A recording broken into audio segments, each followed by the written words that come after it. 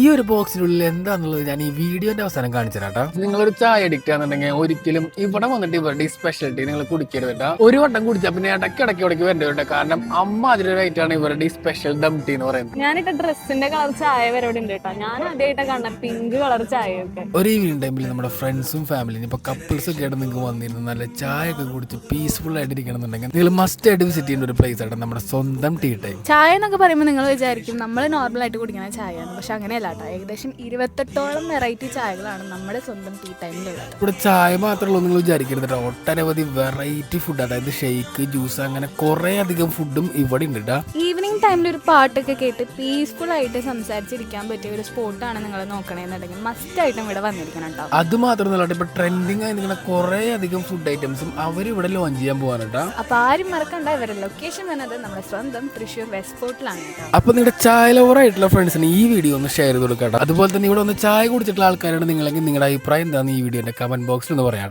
അതുപോലെ തന്നെ ഇത്തരത്തിലുള്ള വീഡിയോസ് കാണാൻ വേണ്ടി മറക്കാണ്ട് ഇവിടെ പേജ് ഒന്ന് ഫോളോ ചെയ്തേക്കുക. അപ്പൊ അടുത്തൊരു വീഡിയോയിൽ കാണാം. Tata bye bye.